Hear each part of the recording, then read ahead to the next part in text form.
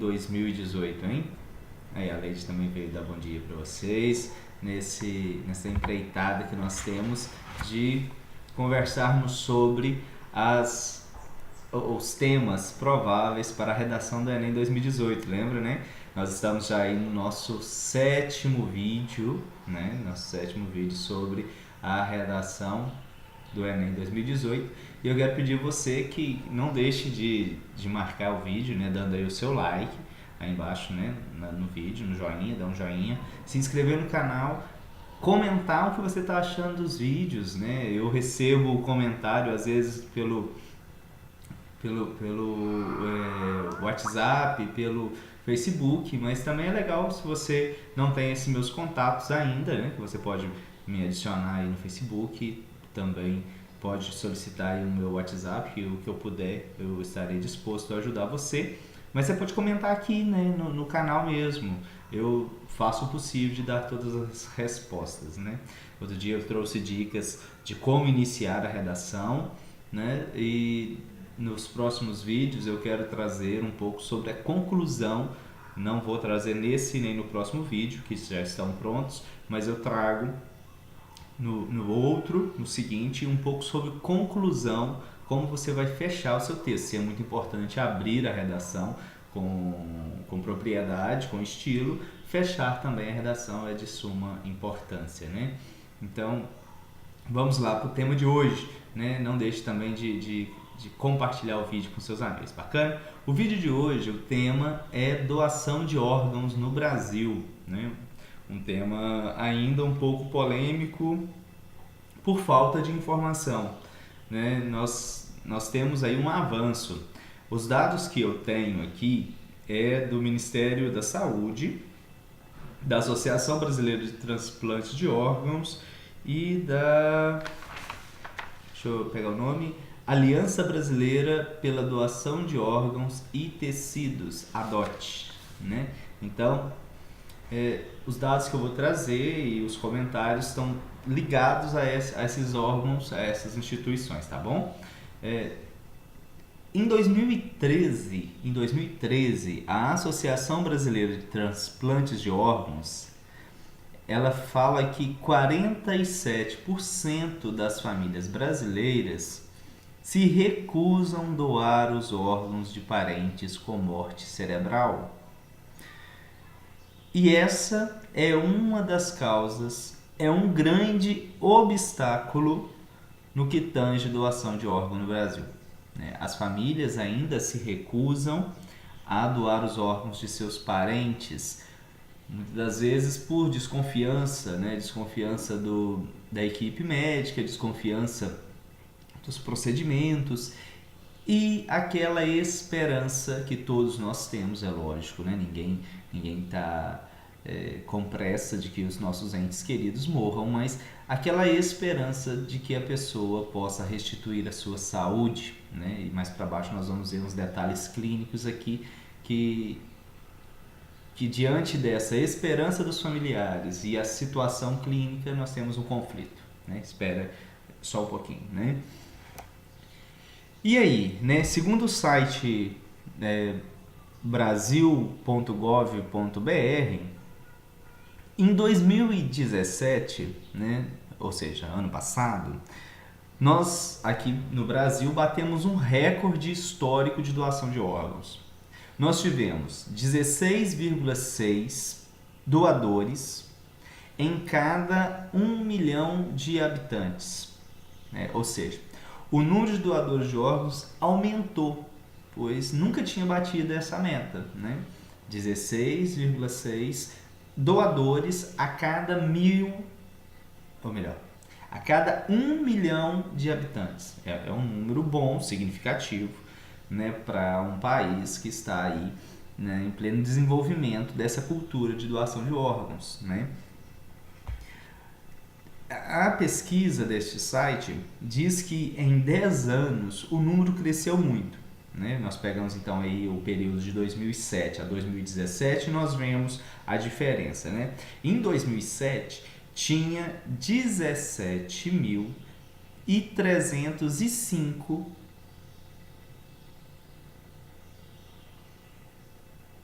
doadores de órgãos, né? Doadores de órgãos.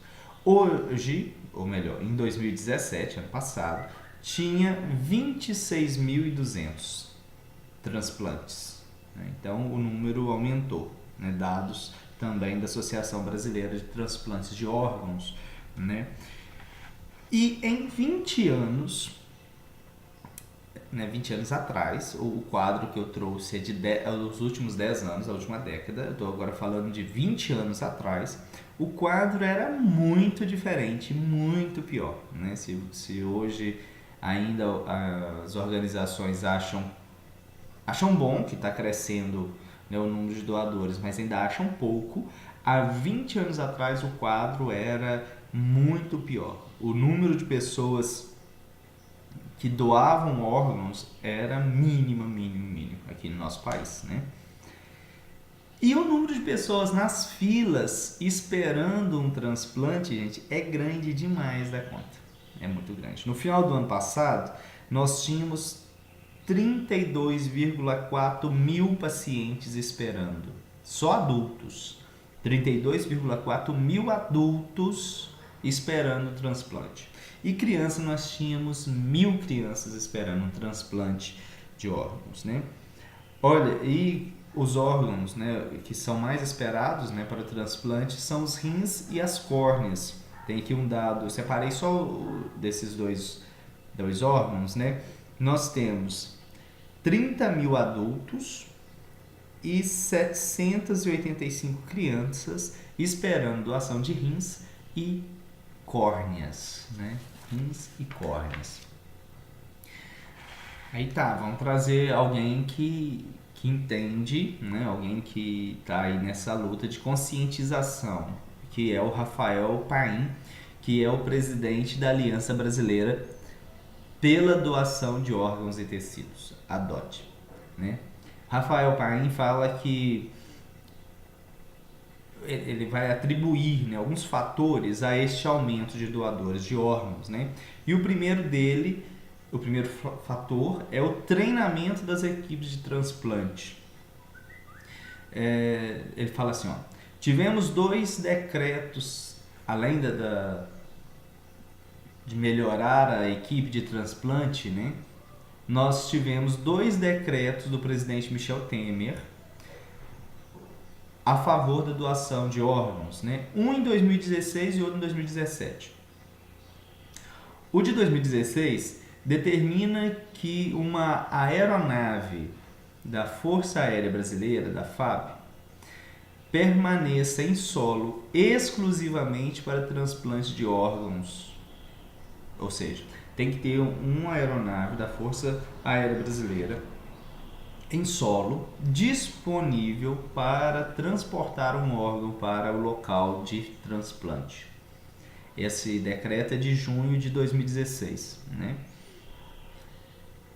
Olha, e segundo os mesmos dados, diz que depois desse decreto, a FAB ela transportou 512 órgãos, sendo 235 fígados, 143 corações, 76 rins, 21 pâncreas, 27 pulmões, 6 tecidos ósseos e 4 braços, né? Esse é um dado do final do ano passado. Então, em um ano após o decreto do presidente da República, já tínhamos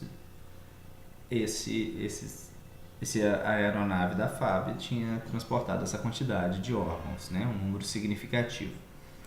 Outro decreto que é do ano passado, de 2017, o decreto 9.175, decreto 9.175 de 2017 do presidente Michel Temer, regulamenta e detalha os critérios de notificação de morte encefálica, ou seja, morte cerebral, né?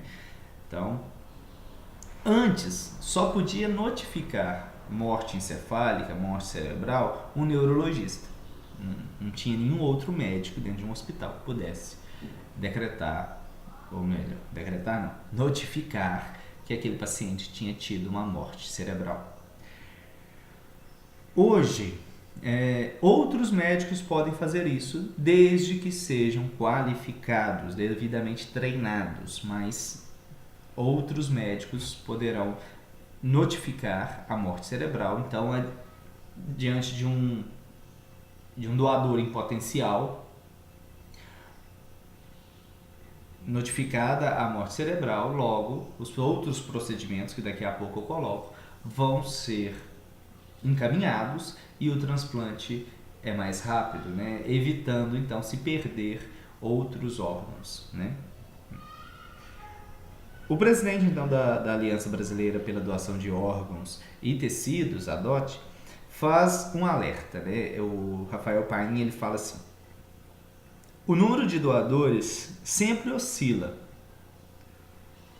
Os números apresentados causam otimismo, mas ainda é preciso aprimorar os esforços para atingir, neste ano de 2018, o número de 18 doadores a cada 1 milhão de pessoas. Então, é um número significativo que temos, 16,6 doadores a cada 1 milhão, mas ainda é pouco, né? A fila de pessoas esperando transplante é enorme e sabemos, né? Não é ninguém prevendo morte de ninguém, não é ninguém querendo que nossos entes queridos morram, mas nós sabemos que o número de pessoas que morrem nos hospitais com morte cerebral é muito grande. Então, a pessoa que tem morte cerebral é um doador em potência, né? É uma pessoa, um paciente que está ali com morte cerebral e poderia ser um doador, e muitas das vezes não é, por falta de treinamento das equipes, por falta de conscientização dos familiares, por falta de pedido expresso do paciente que seus órgãos sejam doados, né? Então, mesmo que nós temos batido um número recorde no final do ano passado de doadores, ainda se pede muito conscientização para nós chegarmos a essa marca, então, em 2018, de 18 doadores a cada 1 milhão de pessoas. Então, é preciso que a população ela seja mais confiante no sistema e no comportamento dos profissionais de saúde no que tange o diagnóstico de morte encefálica. Não é fácil.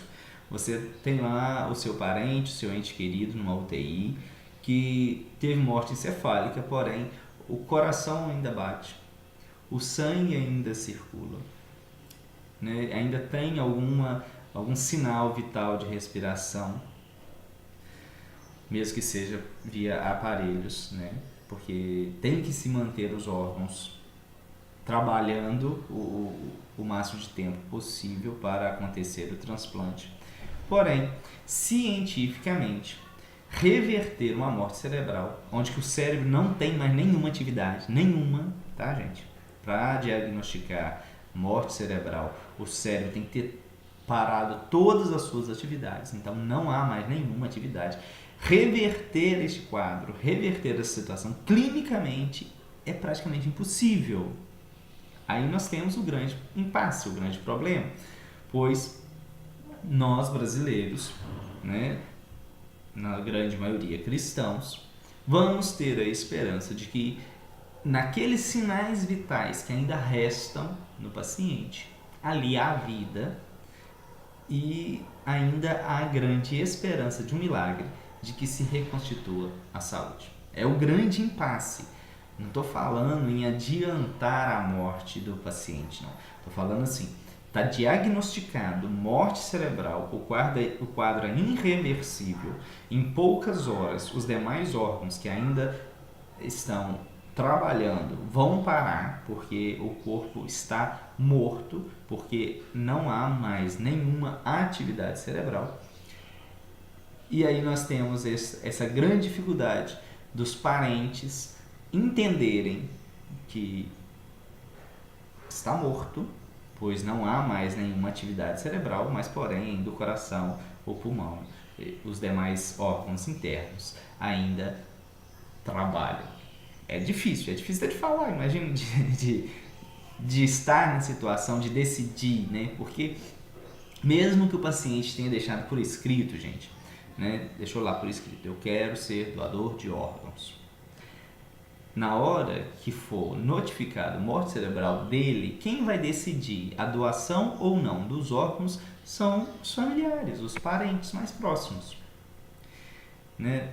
Em 97, deixa eu ver se é isso mesmo. Até 97, até 1997, a legislação brasileira estabelecia que todo brasileiro era doador de órgãos automaticamente. Né? Deixou lá por escrito que quer ser doador de órgãos. O médico decidia se doava ou não os órgãos. Isso causava problemas, né, conflitos. Então, em 2001, as regras mudaram e a decisão passou a ser dos familiares. Então, eu, Luiz Antônio, posso deixar escrito que quero ser doador de órgãos, mas para efetivar a doação diante da notificação de morte cerebral, os meus parentes mais próximos serão chamados e é eles quem vão decidir se doa ou não os órgãos, pois o paciente terá morrido de morte cerebral. Né? Isso aí. Depois, outra coisa que precisa, além de conscientizar a população, né, é preciso incrementar financeiramente os procedimentos. Olha que detalhe, gente, eu estava lendo e fiquei assim abismado. Tem 20 anos que o Ministério da Saúde não faz reajustes em alguns procedimentos. Então, por exemplo, fez um transplante, o acompanhamento pós-transplante recebe a mesma verba hoje, em 2018, que há 20 anos atrás. Não há reajuste por parte do Ministério da Saúde. Financeiramente, então, nós também temos uma deficiência, deficiente ainda mais agora que os investimentos para saúde e educação foram congelados, né? Vocês imaginam, né? Então é uma grande dificuldade, pois você pode ser transplantado e ter grandes problemas neste acompanhamento pós-transplante. Eu anotei só esse, né? Tá? Podemos fazer pesquisas aí de outros procedimentos que não sofrem reajuste há 20 anos, são outros, mas esse eu achei crucial porque nós vamos mobilizar, vamos conscientizar as famílias, a população que tem sim que doar os órgãos e vamos dar treinamento para as equipes e nós vamos ter avião da FAB para transportar os órgãos e vamos fazer a doação de órgãos ser mais eficiente. Vamos bater a meta de 18 doadores a cada 1 milhão de pessoas, porém, depois de transplantado, aí nós temos um problema. Como que vai acontecer este acompanhamento, né? Pois não tem reajuste e o número de pessoas que passam por um transplante só tem aumentado, né? Então tá. Nós já sabemos, né, que muitos esperam o transplante e em 2017, olha os números, gente, 1.158 pessoas morreram antes de receber o transplante. Então, morrem muitas pessoas na fila antes de serem transplantados. Em 2017, foram 1.158 pessoas que morreram esperando o transplante. E o número de casos de pessoas que morrem que tem notificado morte encefálica no Brasil, que poderiam ser doadores de órgãos, é de 36,6 possíveis doadores, tá, gente?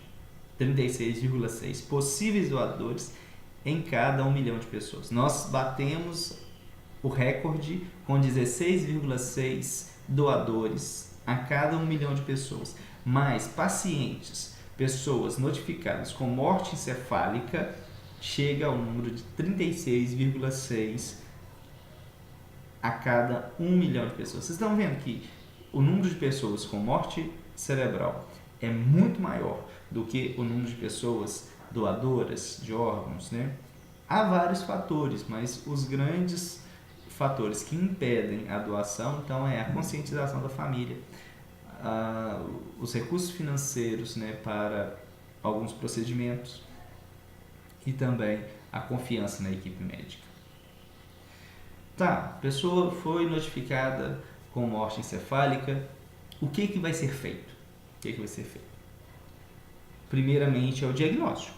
De fato, um médico, seja ele neurologista ou não, mais qualificado, vai notificar morte encefálica, foi detectada, o quadro é irreversível, não tem mais nada a se fazer. Então vai até os familiares. Os parentes então têm a decisão final, mesmo quando o falecido deixou por escrito seu desejo de ser doador. E aí, então vai ser feito entrevistas e testes. Por quê, gente? Apesar dos parentes e o próprio paciente ter dito, né, que quer ser doador, quer doar os órgãos, é feito um interrogatório aos parentes sobre os hábitos daquele que foi detectado morte encefálica, pois é preciso saber se tem alguma coisa que impede a doação, né? Porque muitos hábitos podem comprometer a doação de órgãos. Então é preciso que os familiares digam quais eram os hábitos daquela pessoa. E mesmo assim serão realizados testes para saber se os órgãos são né, propícios para o transplante. E depois é que vai se retirar os órgãos e os mesmos serão transportados até o destino. Então, o procedimento é lento, né? Tem várias etapas a serem feitas. Então, quanto mais tempo demorar diagnosticar a morte encefálica, quanto mais tempo os familiares aceitarem retirar os órgãos, mais pessoas ficarão na fila esperando, mais risco se tem daqueles órgãos não poderem ser transplantados, né? Então, se a coisa acontece mais rápida, então também nós temos maior possibilidade de aumentar o número de doadores. Eu já falei que em 2001, né, deixou de ser automático a doação, passou então toda a responsabilidade e decisão para os parentes. E a professora Maria Cristina Massarolo, da USP, ela fala em 2013, né? Assim também como o presidente da Aliança Brasileira para o Transplante de Órgãos, Roberto Manfro, eles apoiam, né, essa mudança de que não seja mais automático e sim uma decisão dos familiares. Por quê?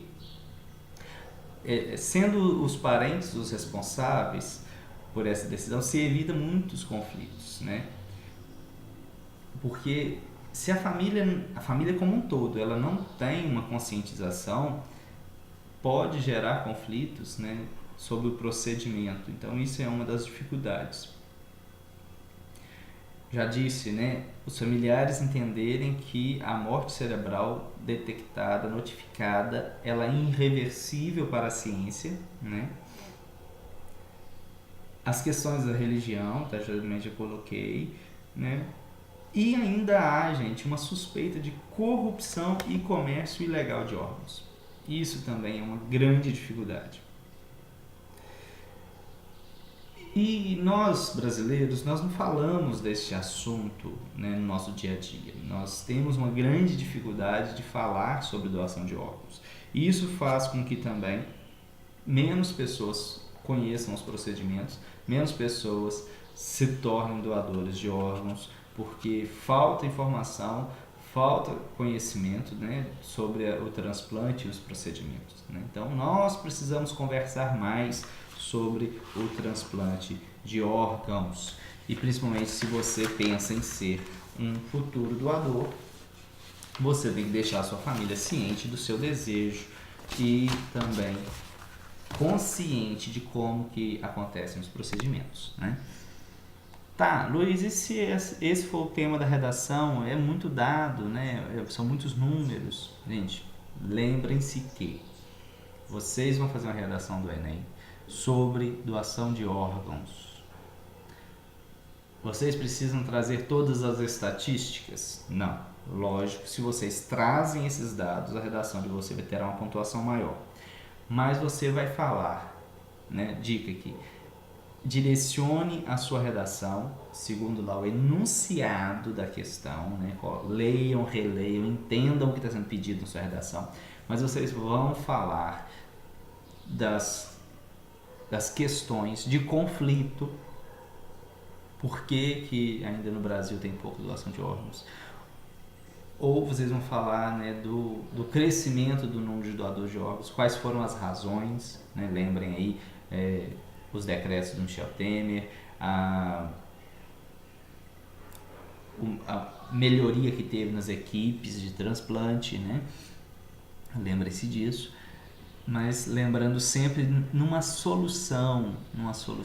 É preciso ser mais consciente, é preciso que se fale mais sobre a doação de órgãos, é preciso que você fale do seu desejo de ser um doador de órgãos, é preciso que a família tome a decisão mais rápido para que seja feita, então, né, aquela entrevista sobre os hábitos, os testes nos órgãos, retirem-se os órgãos, transporte até o lugar que está o paciente que irá receber aquele órgão. Então lembre-se sempre disso, né? A redação de vocês, ela sempre tem que apontar um norte, ela sempre tem que dar uma solução para a questão, tá? No mais, o nosso próximo vídeo, né, eu vou tentar postar ainda hoje, né, logo rapidinho aqui, vou falar sobre demarcação de terras e sobrevivência da cultura indígena, também um tema muito pertinente, que assim como a doação de órgãos no Brasil, pode ser tema para a sua redação do Enem. Não deixe de dar o seu joinha, de se inscrever no canal e de compartilhar esse vídeo, tá bom? Estou esperando os comentários de vocês, tá? Mais uma vez, um abraço muito forte aos meus alunos e a você que me acompanha aqui no canal. Muito obrigado, tenham todos uma boa oportunidade de estudar neste último mês para a prova do Enem. Você vai ser redação nota 1000, tenho certeza, tá? Boa sorte e muito obrigado.